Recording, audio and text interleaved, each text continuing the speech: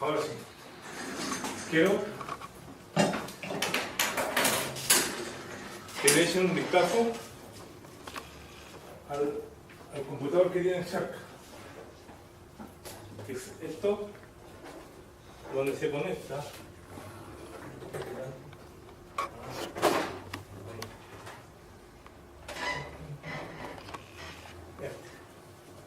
Donde se conecta el cable blanco. Un vistazo donde se conecta el cable blanco al computador. Quiero que vean, y la empieza a pasar acá, que es esta misma que está ahí. Es esta misma. Esta es la misma que está ahí. Es la misma. Solo que aquí está puesta ahí porque es muy chico, este otro modelo, pero los otros computadores que han puesto ahí y aparecen así. Con esto aparecen por ahí. Por lo tanto, quiero que la vean. Esta tarjeta se denomina, la va pasando sus compañeros, se denomina tarjeta de red. Esa es la tarjeta que hace posible que el computador se comunique en red. ¿Ya? Si ustedes revisan esa tarjeta que está ahí, tiene para que le coloquen el conector. Todo elemento que tiene que conectarse a una red tiene que tener un elemento hardwareano, ¿ya? Un controlador. ¿Se acuerdan cuando hablamos de los controladores? Tiene que tener un controlador, que es un hardware físico, que es el que permite que se conecte en red. Esta también es una tarjeta de red, solo que esta es una tarjeta de red de router. Así que las bocas son medias diferentes, porque los routers se comunican con otros cables. Pero también es una tarjeta de red. ¿Qué es lo importante de la tarjeta de red? Que tiene un montón de elementos físicos, un montón de circuitos, que son los que permiten que las señales salgan por acá. Esos circuitos que le permiten comunicarse con un computador y que las señales salgan por acá, es lo que nosotros conocemos como la capa física. Esa es la capa física. Esa es lo que tiene que ver nada más que con el hardware del controlador. Esa es la capa física. Pero nosotros estudiamos, como primera parte de esta asignatura, que todo controlador tenía que tener algo. ¿Qué era algo que tenía que tener? ¿Se acuerdan? ¿Cómo se llama? ¿Todo controlador qué cosa? Un driver, ¿cierto?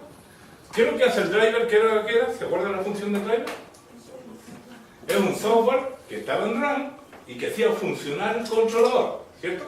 Bueno, en este caso, el driver de la tarjeta, el driver que hace funcionar la tarjeta, es lo que se denomina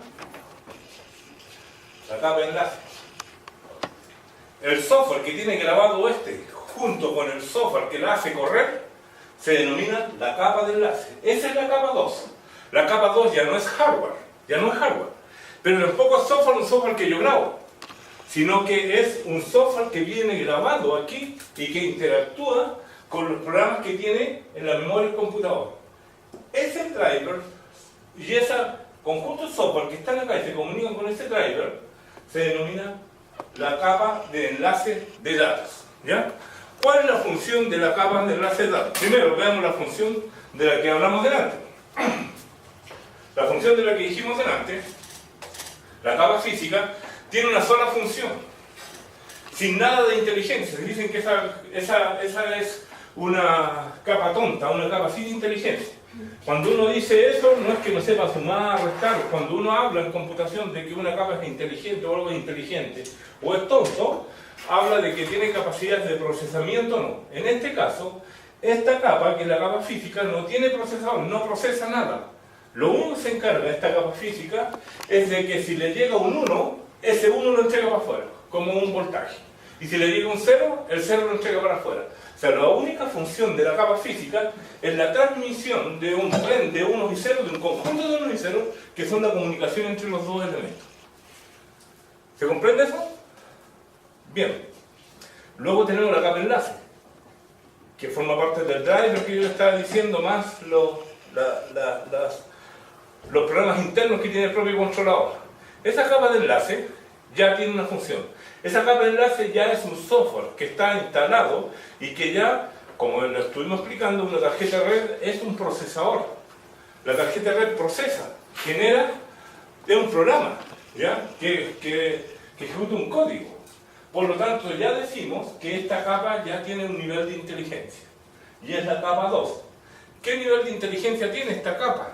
Esta capa ya es capaz de detectar de alguna forma, unir un conjunto de unos y ceros y denominarlo paquete o frame. Ya en esta capa aparece el concepto de los paquetes de transmisión o de los frames de transmisión.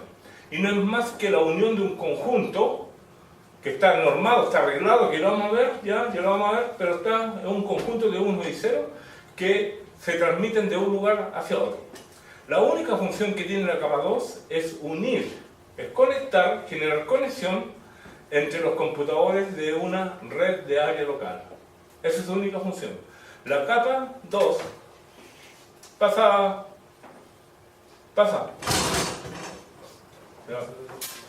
Bueno, la capa 2, como función única, tiene la comunicar a los computadores de una red de área local, de un grupo de computadores. ¿Ya? Esa es la función de capa 2. La capa 2 nos va a permitir que mi computador le envíe un mensaje al computador de allá, o que el computador de ahí le envíe un mensaje al computador de allá, pero la capa 2 no tiene ninguna posibilidad de poder enviar un paquete, por ejemplo, o poder enviar una comunicación de aquí, por ejemplo, a la Universidad de Antofagasta, o de aquí, por ejemplo, a Santiago. Ella no tiene esa capacidad, esa capa, porque esa capa para lo único que sirve es para enviar datos entre dos computadores que están cerquitas, que nosotros le llamamos LAN. Recuerden que LAN es un grupo de computadores que están cercanos físicamente y que se comunican a alta velocidad. La capa 2 sirve para conectar eso, una LAN. Pero sin embargo, necesitamos otros elementos que le permitan a nuestros paquetes ir saltando por internet hasta llegar a un destino ya más lejano. Esos elementos después los vamos a conocer como el nombre de router, ¿ya? Los enrutadores. Pero los enrutadores ya no trabajan en la capa 2. Ya ahora los enrutadores trabajan en la capa 3. Y la capa 3 es la que da acceso a internet. La capa 3 es la que da acceso a internet. Y ya yo con la capa 3 tengo la capacidad. ¿Qué es lo que es la capa 3 cuando uno habla en el fondo? Es otro conjunto de drivers más. Estos son puros drivers que están montados uno sobre otro. Nada. Programas que hacen funcionar otros programas. Esas son las capas. Bueno, la capa 3 es un conjunto de pequeñas rutinas, es un driver que nos permite ahora usar una lógica para poder navegar por internet. Eso es lo que nos permite la capa 3. Entonces la capa 3 es la que nos da acceso, ¿ya?, a una red ya bastante más grande que nosotros denominamos internet. Aquí nos da la capa 2, se le llama la capa 2, con la capa 1 se le llama que nos da acceso a la red. ¿Qué es la red local, ¿ya? La capa 3 nos da acceso a internet, ¿ya? Bien. De ahí tenemos otra capa más, que se denomina la capa de transporte. La capa de transporte.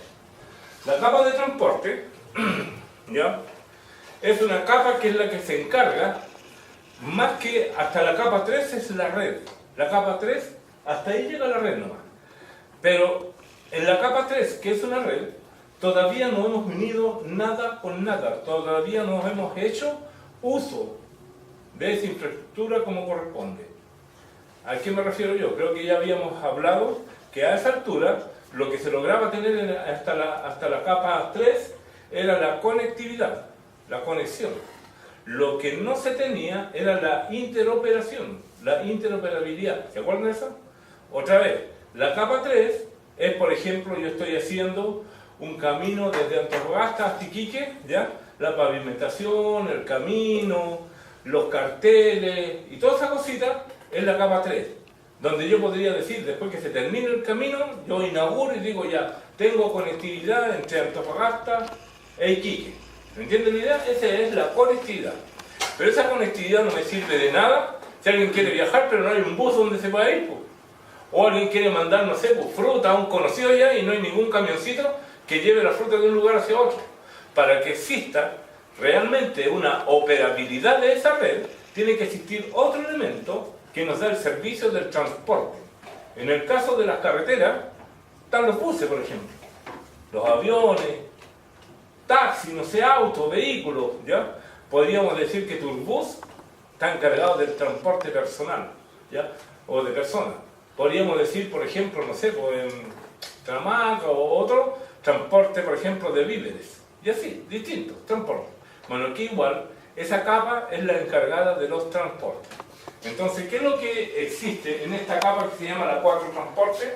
Existe un conjunto de protocolos posibles que nos dan la posibilidad entonces de transportar paquetes desde un lugar hasta otro. Uno de ellos se llama el TCP y otro se llama el UDP. También habíamos conversado la clase pasada de eso. TCP y UDP. TCP significa protocolo de transporte orientado a la comunicación, a la conexión. Es protocolo de transporte orientado a la conexión. ¿Qué significa un protocolo de transporte orientado a la conexión? Es un protocolo de transporte de paquetes donde el emisor de los paquetes verifica que el receptor haya recibido un paquete para enviar el siguiente. ¿Ya? Si yo quiero hacer una comunicación donde quiero que no se pierda nada, yo tengo aquí, no sé, una cajita con un montón de fotos que no quiero que se pierda ninguno, entonces llego y le tiro la foto a él, pero para que no quede el desorden le digo, ¿la recibiste? ¿La recibiste? Y cuando me dice sí, la recibí, entonces le tiro la otra. Eso se llama conexión, porque el receptor se ve obligado a avisarme que recibió o no recibió. Y si yo no la recibí, la gracia que hay en el mundo binario es que se envía de nuevo el paquete. Si yo le tiro la foto, tiene que tener un lote de las mismas fotos para tirarle otro. Pero en el mundo binario hay una copia del paquete, por lo tanto se vuelve a enviar. Hasta que el receptor me diga, lo recibí. Y lo recibí, entonces le envío otro. Eso se llama protocolo orientado a la conexión. Este protocolo orientado a la conexión, que es el TCP, es muy útil cuando yo quiero asegurar que las conexiones se realicen. Cuando yo estoy grabando en una base de datos, tengo que hacerlo por TCP. Cuando yo estoy transmitiendo archivos de un lugar a otro, estoy haciéndolo por TCP. ¿Ya? Pero el problema que tiene el TCP es que no es lo más eficiente en velocidad. Porque a veces por problemas de la red, si tiene algún problema de la red, hay que seguir y seguir esperando hasta que se recibe el paquete. Eso le da una cierta lentitud. Sin embargo, tenemos el otro protocolo de transporte, aquí, que se llama el UDP. Y el UDP significa protocolo de transporte no orientado a la conexión. ¿Qué significa no orientado a la conexión?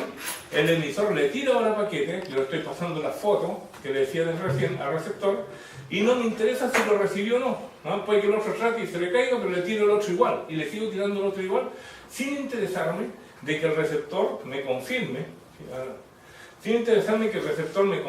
la recepción de ese paquete.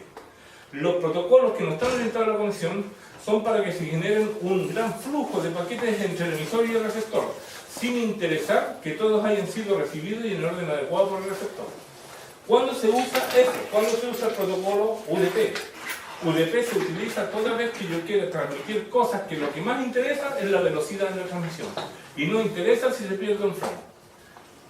¿En qué cosas? Por ejemplo, transmisión de streaming de video. Yo quiero transmitir video, cuando está transmitiendo video, el video se transmite por UDP, porque lo único que interesa es que llegue la información. No interesa si alguno de esos frames se pierde. Por lo tanto, cuando nosotros estamos viendo películas, a veces ni los notamos, pero hay frames entre medios que no han llegado. Y eso no nos hace perder la idea y yo no pierdo en qué estaba esta película, no pierdo, porque a lo más un pestañeo sí puedo seguir viendo películas. ¿Me entiendes? No tengo problema. Pero si lo que me están enviando son las direcciones que tengo que ir grabando en el sistema archivo de un disco duro, si no me llega a una de esas direcciones puedo perder el disco duro completo. Por lo tanto, las cosas de ese estilo tienen que ser TCP y no UDP. ¿Dónde más yo transmito UDP? Cuando estoy transmitiendo audio, cuando estoy transmitiendo canciones. Si yo voy a colocar una radio por internet, emito las canciones de la radio por UDP. No puedo emitirla por TCP porque si no estaría cantando la persona y quedaría con no sé, estoy inventando, pero ahí quedaría con la canción a media hasta que llegue ese paquete y ahí seguiría cantando, ¿me entiendes? O sea, se vería hasta ilógico. Entonces, las transmisiones de video, las transmisiones de audio tienen que ser en UDP, ¿ya?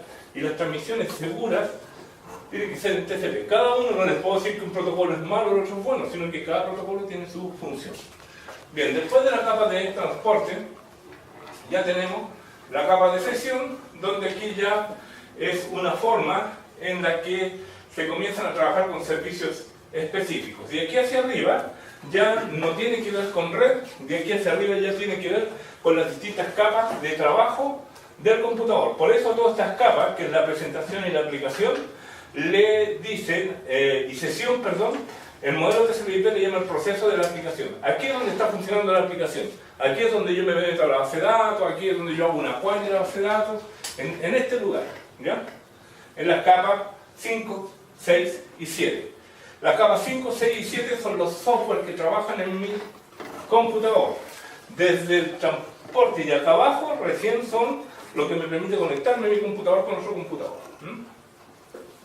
Y yo le decía que estas son 7 capas nomás, que de ahí viene que cada vez que uno le quiere echar la culpa a la persona que está trabajando en el computador, le dice eso es capa 8, porque como va subiendo, el ser humano está metido acá arriba. Está metido acá arriba. ¿Se entiende más o menos un modelo OSI? Es el tema del modelo OSI, una forma de estudiar este tema de las redes. La tremenda gracia que tiene que conforme yo voy aprendiendo, me preocupo de una capa, ¿no? Voy aprendiendo de a poquito. Ustedes están por aquí haciendo aplicaciones, ¿cierto? Ustedes ni saben cómo es que llegan al otro lado. No hacen una web o se meten en internet, ni saben cómo. ¿Por qué? Porque solo podemos especializarnos en una capa sin interesarnos y hacer uso de las capas de acá. ¿Ya? Nada más. Bien. Cosa importante el modelo OSI. Nos permite generar una comunicación de igual a igual. Hay que tener claro en el modelo OSI que lo que nos intenta explicar que el trabajo de una capa está orientado a satisfacer la otra capa del otro lado. O sea, cuando yo estoy transmitiendo algo en TCP, está orientado a otra cosa que lo está recibiendo en TCP al otro lado. Ahora, ¿cómo lo hace para llegar allá a ese mismo punto? Esas son las demás capas que funcionan. Pero cada capa está orientada a comunicarse con la misma capa del otro lado, del receptor. ¿Ya? Si una capa de un extremo desea comunicarse con la misma capa del otro extremo, entonces esa capa se convierte en usuario de servicio. O sea, si tenemos una capa en particular que se quiere comunicar con otra capa, ¿ya? Entonces las capas que tenemos abajo se convierten en servidoras, se convierten en servicios, mientras que las capas inferiores, para respecto a la de arriba, se convierten en proveedoras. Una determinada capa quiere mandar un dato a la misma capa anterior, las capas de abajo para ello van a ser las que le van a hacer el servicio de hacer llegar esa comunicación al otro lado. Y las capas de abajo, la capa que está arriba, es simplemente un cliente de esa capa, que le pide servicio, nada más. Ese es el concepto. Por ejemplo, la capa TCP es un usuario de servicio, es la que nos da servicio de transporte a nuestras comunicaciones. ¿Quién es la que le da el servicio? La capa de abajo, la IP, que le da el servicio del transporte en la red. A esas cosas. Bien. Todo esto se hace posible al concepto de encapsulación de datos. Cuando yo estoy enviando un archivo o una información, a la información, a los datos que yo estoy teniendo, se le van incorporando ciertos componentes de protocolo conforme vayan pasando por las capas. ¿Ya?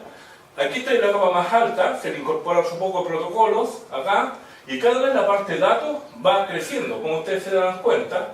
Para cada capa, la capa de arriba, que son los datos más los protocolos, se convierten en solo los datos de su capa. Y así, hasta que tenemos en la capa más baja, la transmisión de una cantidad de datos bastante grande, donde solo una pequeña parte ínfima de él son realmente los datos que yo estoy transmitiendo. Todo el resto son protocolos necesarios para que esos datos se transmitan. Yo le decía, esto ya lo habíamos visto. Cuando tenemos, por ejemplo, un cliente web que va a hacer acceso a una página web, el cliente web envía datos a ese servidor web, quien los recibe, pero para enviar los datos le pide permiso al HTTP para poder enviar esos datos. El HTTP se le incorpora a esto que está aquí como parte del protocolo para enviar los datos, pero el HTTP no puede enviar eso, se ve obligado a que se lo transporte a alguien, así que le pide TCP. Y TCP se incorpora a ese protocolo y así luego hace uso del IP, que le incorpora ahora el IP, y así va incorporando hasta que la capa 2 le incorpora el protocolo Ethernet y finalmente se transmiten los 0 y los 1. Y cuando llega el paquete acá, al otro lado de destino, este le saca lo de Ethernet, este le saca lo de IP, le saca lo de TCP, le saca lo de HTTP y obtiene los datos de nuevo. Así funciona esta cosa de un lado hacia el otro. De esa manera. Bien. Vamos a comenzar a estudiar desde abajo hacia arriba este modelo. Lo primero que vamos a estudiar es el tema de las conexiones físicas. Las conexiones físicas de Ethernet 802.3 El protocolo que vamos a estudiar, que ya lo vamos a hablar, se llama 802.3. Ese es el protocolo, ¿ya? Y las conexiones físicas, que hasta hoy aún se utilizan, son estas que se encuentran acá. La primera se denomina 10 base 2, ¿ya? La 10 base 2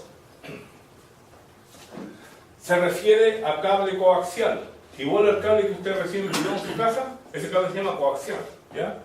La 10 base 2 es un cable del tipo coaxial delgado, que se llama RG58. ¿Qué significa esa palabra? 10 base 2. 10 base 2, le voy a explicar ahora qué significa. Primero le voy a tratar de explicar qué significa base, ¿ya? Voy a detener esto un rato para poder explicarles qué significa base.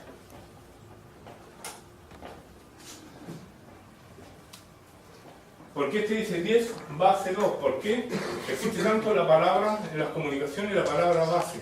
¿Ya? La palabra base, y se lo ven, aunque no hayan escuchado nunca ustedes. Pero igual, ya se van a adentrar en el mundo de las comunicaciones y la palabra base es bastante utilizada. Miren, cuando yo estoy utilizando la comunicación y estoy comunicando un emisor y lo comunico con un receptor, y lo que estoy enviando entre ellos, para poder comunicarlo yo tengo que enviar dos líneas, una línea y una segunda línea. A una línea de mi emisor se le llama TX. TX se le llama TX, es el que transmite, por eso lleva T, TX, transmite. Y ese que transmite tiene que llegar al otro lado a un RX. Se le llama RX porque es el que recibe. Por eso se le llama RX. Y ese, a su vez, tiene que volver a comunicarse de vuelta, lo que quiere decir que por lo tanto también tiene una línea TX. Y esa línea TX también necesita tener a este lado una línea RX. ¿Ya? Entonces, dos elementos que se comunican entre sí, dos elementos, necesitan por fuerza tener conectadas dos líneas de comunicación, que una se llama RX-TX y la otra al revés. Donde estaba el RX es el TX, donde está el TX es el RX, que en el fondo es ida y vuelta, ¿ya? Ida y vuelta. Se va y se devuelve. Bien. Cuando yo esta comunicación la realizo enviando ceros y unos, ¿ya? Sin nada en particular, si mi tren que estoy enviando desde un sentido con ceros y uno y desde el otro para acá también envío simplemente ceros y uno, entonces yo digo que la comunicación que se está realizando entre ellos es una comunicación de banda base, ¿ya? Entonces toda vez que yo estoy comunicando dos elementos y la comunicación, los datos que van ahí, van sin ser modificados, sin ser alterados, sino que van los datos tal cual, entonces yo digo que es una transmisión en banda base. Los ceros y unos que estoy llegando de un lugar a otro, llegan sin ningún problema, enviándolos así, ceros y unos. Pero hay un detalle. Estos elementos que están acá, se denominan el medio. El medio, ¿se acuerdan de eso? Es el medio. Es el medio por el cual se comunica. Para que exista una comunicación tiene que estar emisor, receptor y medio. ¿Se acuerdan? El medio de comunicación. El medio, este medio, tiene distintas formas de ser este medio y, por ejemplo, pudiera ser un medio del tipo físico, del tipo cobre. Cuando el medio es el tipo cobre, ¿dónde tenemos algunos de cobre? Bueno, los que ustedes tienen ahí, estos mismos que están acá. Estos son medios de cobre, ¿ya? Es alambre de cobre el que está ahí.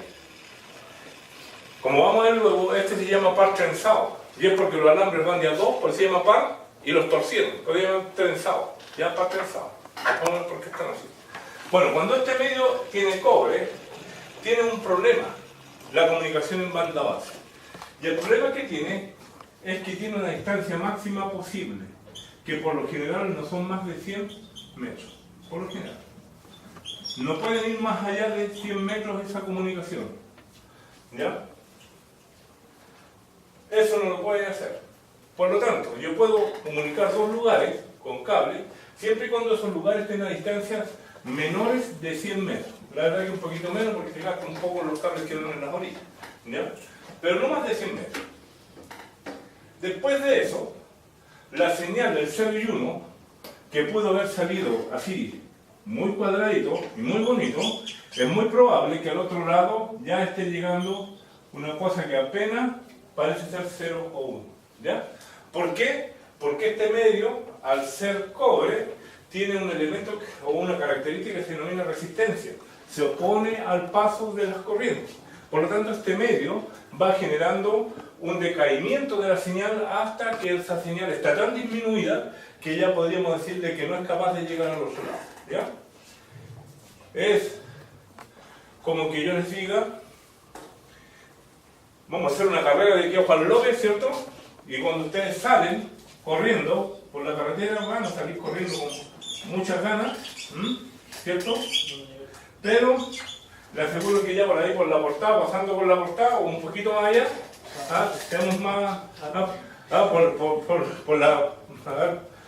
por la, ¿cómo se llama esa cosa que ya larga, ya un poco más de la portada? Por la rinconada, digamos.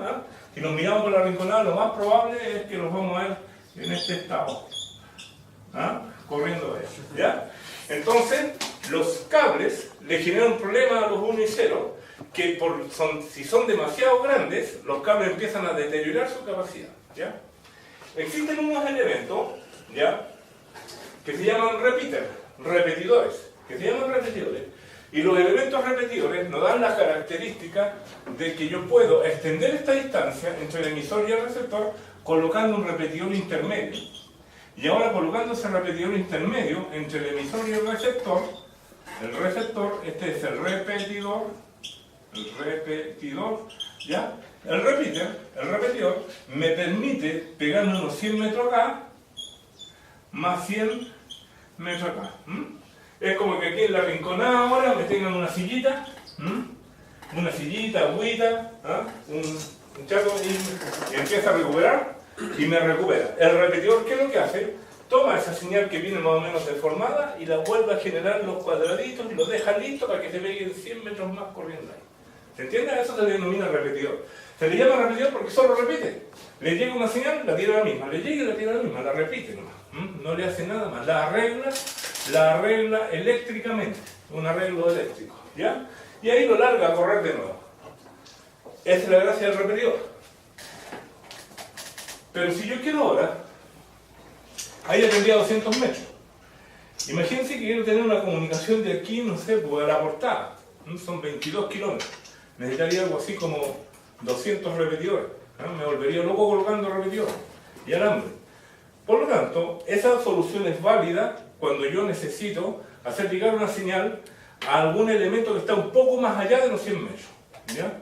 Está a una distancia de 200 metros, 300 metros, me puedo dar el lujo todavía y a través de un repetidor puedo llegar. Pero la verdad es de que si a mí me pidieron, o pongámoslo que ustedes logren llegar, capaz que logren llegar a Juan López sin ningún problema, pero ¿qué pasa si yo les digo ahora, ¿saben qué? Vamos a hacer una carrera, pero esta vez hay que llegar a Iquique, a Iquique. A Iquique te aseguro que ellos otra vez van a salir corriendo soplados, pero a Iquique no llegan. A Iquique no llegan. ¿Qué harían ustedes para llegar a Iquique? ¿O qué hacemos todos para llegar a Iquique? Nos subimos a un autito. Mejor, ¿cierto? Nos subimos a un autito. Y allá le pedimos, nos vamos en el autito y allá le pedimos antes que nos dejen y llegó la última parte.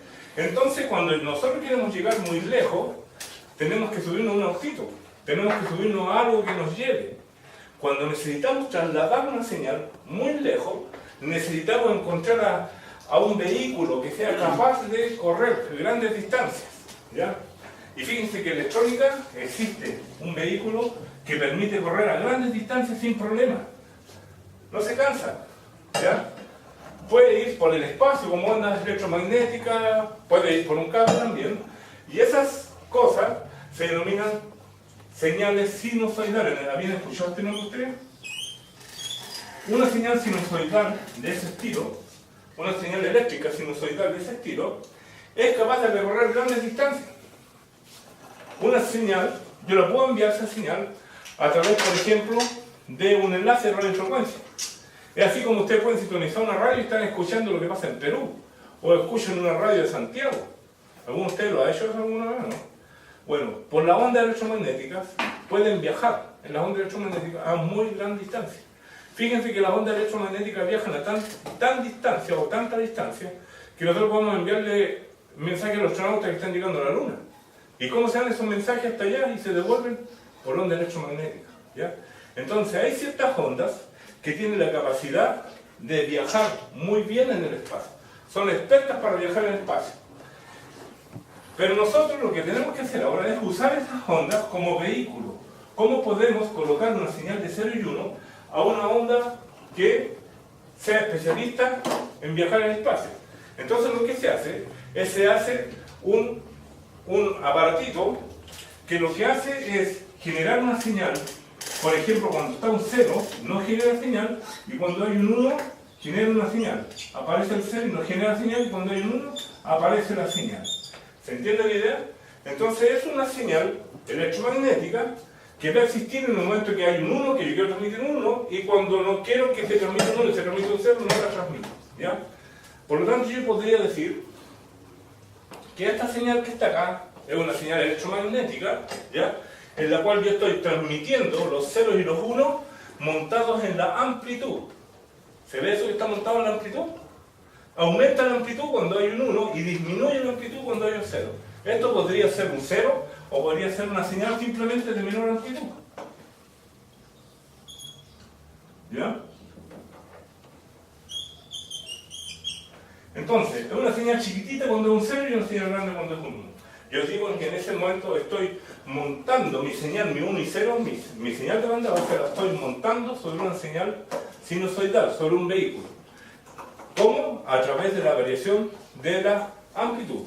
La verdad que no se llama montar, se llama modular. Y yo en este caso digo que estoy trabajando con la amplitud modulada, porque estoy modulando en la amplitud. O sea, mis variaciones de 1 y 0 quedan reflejadas en la variación de la amplitud. ¿Ya? Existen otras técnicas. Por ejemplo, a alguien se le puede ocurrir, que es mucho mejor, es mucho más nítida, se transmite mejor, que sería, cuando fuera un 0, sería, ahora la amplitud va a ser constante, pero lo que va a variar es la frecuencia. Esto significa una señal con mayor frecuencia y después una con menos frecuencia. No sé si entiende la idea. Entonces hago una señal que tenga una mayor frecuencia cuando sea un 1 y una señal que tenga una menor frecuencia cuando sea un 0. Ahí yo estaría modulando, en la frecuencia de la señal estaría los datos. Eso se llaman señales FM, de frecuencia modulada. ¿Ya? De frecuencia modulada, porque modulamos su frecuencia. Cada vez que queremos entregar un dato más grande, le damos mayor frecuencia, y que si queremos entregar un dato más chico, le damos menos frecuencia. Esas variaciones de frecuencia pueden ser detectadas por el receptor y se logra transmitir los ceros y unos. Y así, lo puedo enviar de otras maneras. Pero se entiende más o menos la idea, es reflejar las variaciones de los datos en variaciones de algunas de las características de una señal que tiene la capacidad de llegar de un lugar a otro. A esta cosa se le llama modular. Modular la señal, ¿ya? Ahora, si yo quiero unir quiero hacer una comunicación, por fuerza tengo que tener primero este aparatito que transmitir, tengo que tenerlo conectado a este aparato que es un modulador. Entonces tengo que colocar mi modulador. Y mi señal parte modulada, ese soy yo, sí.